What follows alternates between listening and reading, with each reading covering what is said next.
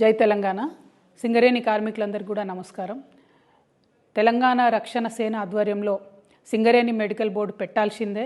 ఏదైతే డిపెండెంట్ ఉద్యోగాలు ఇవ్వాలనో పెండింగ్ ఉన్నాయి, దాదాపుగా 2000 మంది వారి కార్మికులు రిటైర్ అయిపోయేటటువంటి వాళ్ళందరూ కూడా ఆవేదనకు గురవుతున్నారు, మనోవేదనకు గురవుతున్నారు. మీరు పెట్టాలి అని రక్షణ సేన హెచ్ఎంఎస్ డిమాండ్ చేయడం జరిగింది. మరి మీరు పెట్టకపోతే గాంధేయ మార్గంలో ఖచ్చితంగా నిరాహార దీక్ష చేస్తామని కూడా ప్రభుత్వాన్ని మేము హెచ్చరించడం జరిగింది. మరి ఆ హెచ్చరికతో కథలొచ్చినటువంటి ప్రభుత్వం అట్టహాసంగా మెడికల్ బోర్డు పెడతామని చెప్పి ప్రకటన చేయడం జరిగింది. నిన్న మెడికల్ బోర్డు కండక్ట్ చేసిండ్రు, పిలిచింది 120 మందిని. అందులో 28 మందికి కనీసం పిలిచినట్టు ఇన్ఫర్మేషన్ కూడా లేదు. లేకుండా మిగతా వాళ్ళలో కూడా కేవలం 20% మందిని మాత్రం అన్ఫిట్ చేసి మిగతా అందరినీ మళ్ళీ డ్యూటీలు చేసుకోమని చెప్పడం జరిగింది. ఇది చాలా అన్యాయం. మీరు పేరుకు మాత్రమే నామమాత్రంగా మొక్కుబడిగా బోర్డు పెట్టిండ్రు తప్పితే కార్మికులకు న్యాయం చేయాలని కానీ, వారి ఆవేదన తీర్చాలని కానీ, వారికి భరోసా ఇవ్వాలని కానీ, సింగరేణి సంస్థను కాపాడాలనే ఉద్దేశం కానీ ప్రభుత్వానికి లేనట్టుగా చాలా స్పష్టంగా అర్థమవుతున్నది. నేను ఒకటే డిమాండ్ చేస్తూ ఉన్నా, ముఖ్యమంత్రి గారిని, ఉప ముఖ్యమంత్రి గారిని, మీరు సింగరేణి కాంట్రాక్టర్ల నుంచి వచ్చేటటువంటి కమిషన్ల కోసం కక్కుర్తిపడి సంస్థలో ఉన్నటువంటి ఉద్యోగాలని తొలగించాలని చూస్తున్నారు తప్పితే కార్మికులకు న్యాయం చేసేటటువంటి ఉద్దేశం మీకు లేదని అర్థమవుతా ఉన్నది. మీరు పాలసీ డెసిషన్ తీసుకోండి. ఎవరెవరు అన్ఫిట్ అని అప్లై చేసుకుంటారో వాళ్ళందరినీ అన్ఫిట్ చేయండి.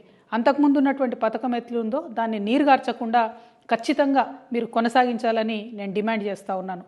ఇంకొక మాట నిజంగా కూడా ఆలోచన చేసుకోవాలి. కాంగ్రెస్ పార్టీలో ఉన్న కోల్ బెల్ట్ ఎమ్మెల్యేలందరూ కూడా సిగ్గుతో తలవంచుకోవాల్సినటువంటి సందర్భం. కోల్ బెల్ట్ మొత్తం కూడా ప్రజలు మిమ్మల్ని గెలిపిస్తే ఏ సింగరేణి మీద ఆధారపడి మీరు బతుకుతూ ఉన్నారో, ఏ సింగరేణి గని కార్మికుల కుటుంబ సభ్యుల ఓట్లతో మీరు గెలిచినరో, ఇవాళ ఆ కార్మికులకు అన్యాయం జరుగుతూ ఉంటే సింగరేణి ప్రాంత ఎమ్మెల్యేలు మీ ముఖ్యమంత్రి దగ్గరికి పోయి, మీ ఉప ముఖ్యమంత్రి దగ్గరికి పోయి బతిమలాడతారా, కాలు పట్టుకుంటారా, ఏం చేస్తారా చేయండి. కానీ మెడికల్ బోర్డు మళ్ళొకసారి పెట్టించండి. నెలలో 2 సార్లు పెట్టాల్సిందే. ఎక్కువ మంది కార్మికులను పిలవాల్సిందే. ఎవరు అప్లికేషన్ చేసుకుంటే వాళ్ళను అన్ఫిట్ చేయాల్సిందే. అట్లా చేయకపోతే ఈ స్కీమ్ పెట్టి కూడా లాభం లేదు. ఈ మొక్కుబడిగా 20% చేయడానికి చేసి మళ్ళీ పెద్ద పెద్ద సభలు పెట్టి మీరు గొప్పలు చెప్పుకోవడానికి కాదు, కార్మికుల ఆవేదన తీర్చాలి. హెచ్ఎంఎస్ తరఫున, అదేవిధంగా టీఆర్ఎస్ తరఫున ఇవాళ నేను మా శ్రేణులకు పిలుపునిస్తూ ఉన్నాను.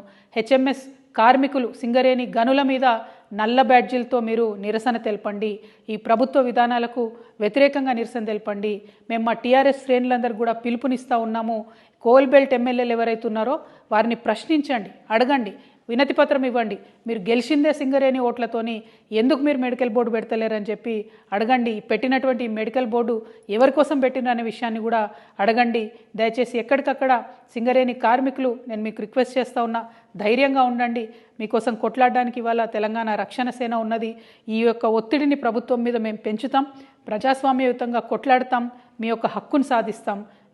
Thank you. జై తెలంగాణ, జై సింగరేణి.